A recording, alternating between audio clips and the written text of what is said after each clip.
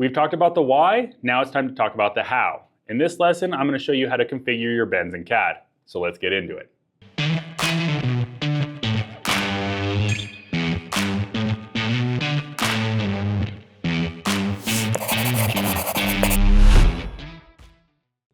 Now we've gone over a lot of key terms and different things that you need to know when it comes to bending in the last couple lessons.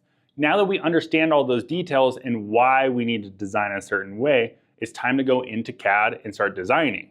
So let's jump straight into CAD here and get going. Now the first thing I did is I went ahead and created a sketch that we can kind of work off of. This is just a 5" by 5" sketch that we can use.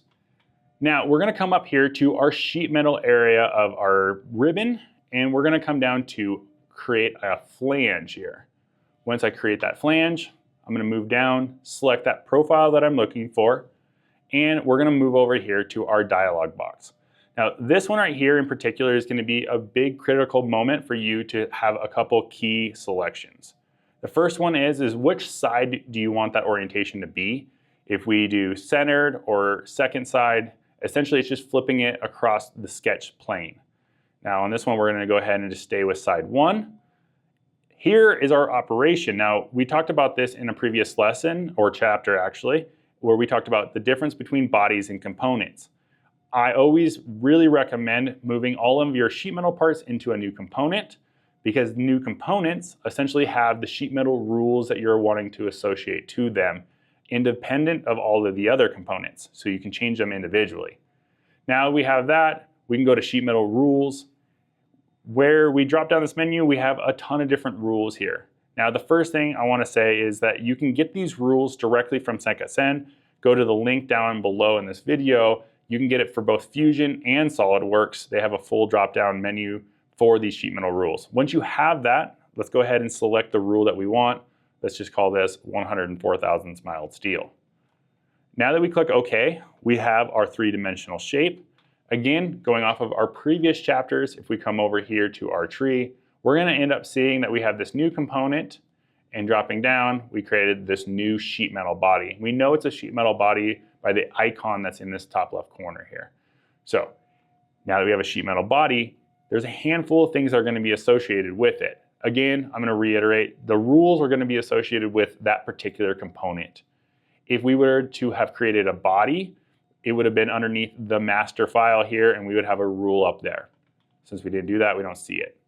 Now, with this rule, we can go ahead and we can switch rules right here. It's really easy. We can edit them and open up this little dialog box, and we can select any new rule. So if we want to change the thickness at any given time, say we want to go to 135, I can select this new rule, click OK, and we can see now that the part got a little bit thicker. But it's still following a standard mild steel rule of K factor.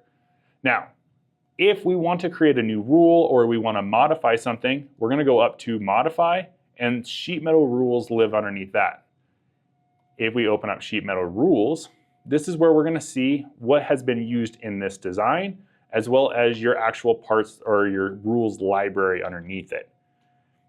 Once you drop that menu down, if we come back down here to our 104 thousandths, I can edit this rule, and that opens up a new dialog box that we had not seen before.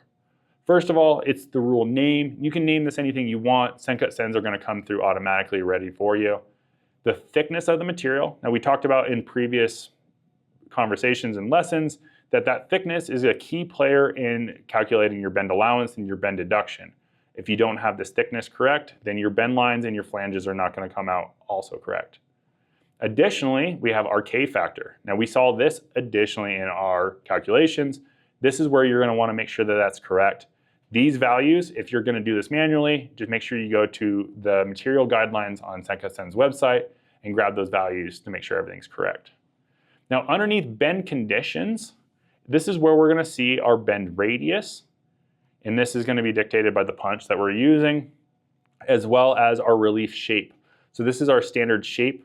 So this is that round or straight or tear. We're going to end up leaving that as round. Now this is the bend relief. This is when we're essentially associating it with cut along a line here. This is that width that we talked about in a previous lesson, as well as that depth calculation that we were looking for. Additionally speaking, underneath that, we have our corner conditions. Where we have two bends intersecting, that's when we're going to end up seeing that corner shape here. So we have square selected here. We can also select round. Those are the two shapes that we talked about in the previous lesson. And this is the size. This is the area in which you can put in that size. Now, since I haven't changed anything here, there's nothing to save. But this is how we're going to manipulate all of those sheet metal rules in the background to make sure that your parts come out correct. Now that we've gone over all of that, let's show how we can create a different flange. Again, I have this part laid out nice and flat here. What we're going to do is we're going to go back up to our create area and we're going to re-click on the flange option again. Now, this is something that we use to create that base flange, but we can also use it to create additional bends off of this. Now, if I click on one corner and I raise it up, we can end up seeing that it creates a 90-degree bend, and we're having a couple new things in our dialog box here. Height is going to be our bend or our flange length.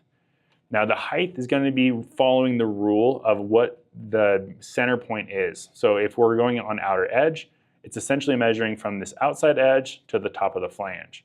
If you want to measure on the interface, we can change that. It makes it longer, right? It's going to add the thickness of the part.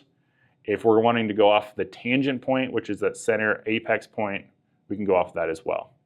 For this, I always recommend going off the outer face, since this is the standard way to measure these bends. Additionally speaking, we can measure on where the bend position is with respect to where the edge of the part was that we selected to make the bend. Now, what do I mean by that? I selected that corner of the bend here. If I want it to be on the inside, is where it's currently at right here. So that our original bend line was right here.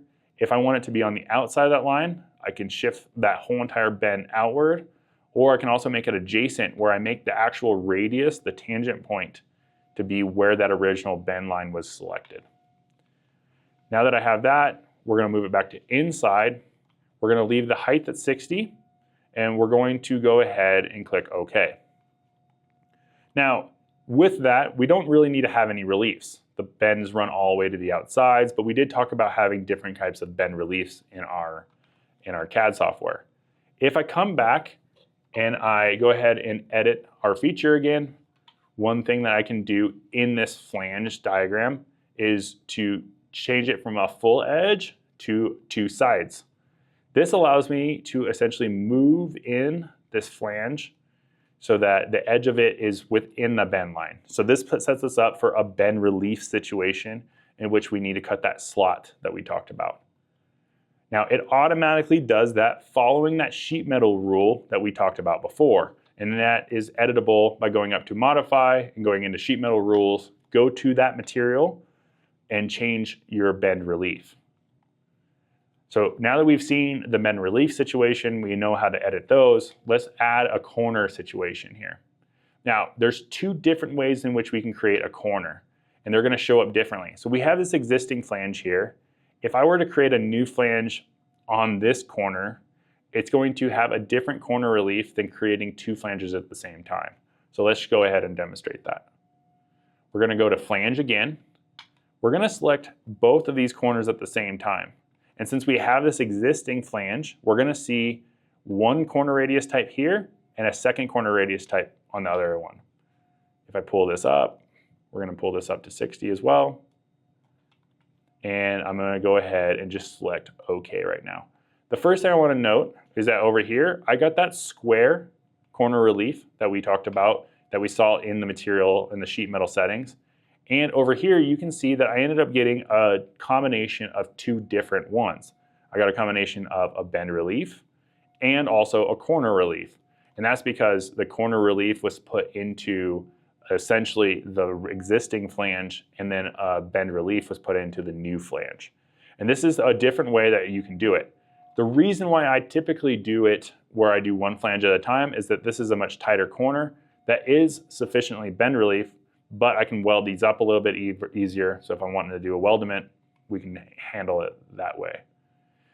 Now again, I'm going to show it one last time. If I go back up here and I go to my sheet metal rules and I go to my 135 and I click edit, I can go into my corner conditions to my two bend intersections, which is what I have here, and I can change that from square to round.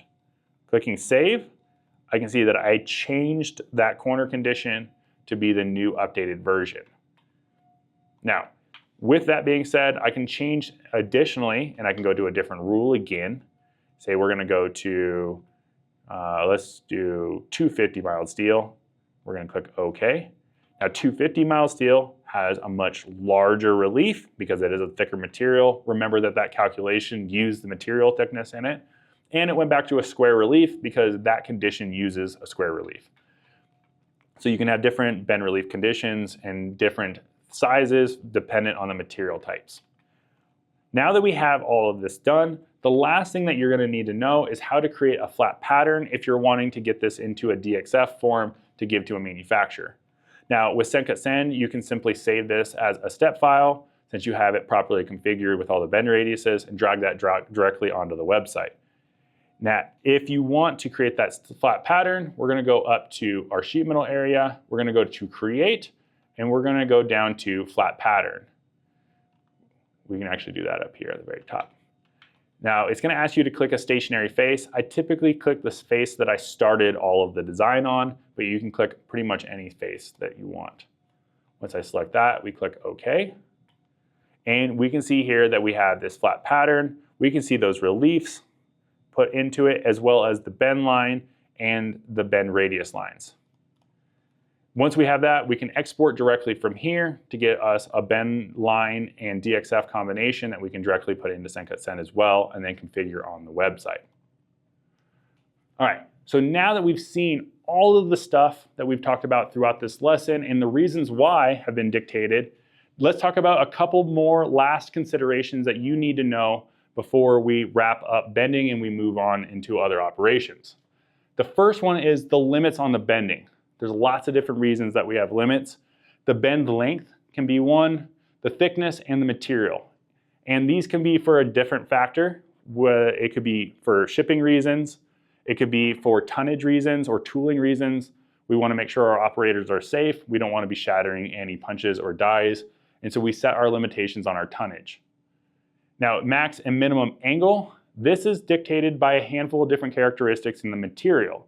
Some materials yield better than others.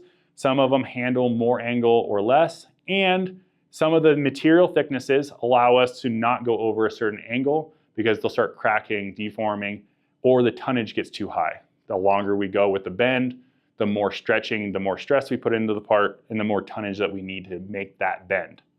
And then the second to last here, we have U-channel ratio.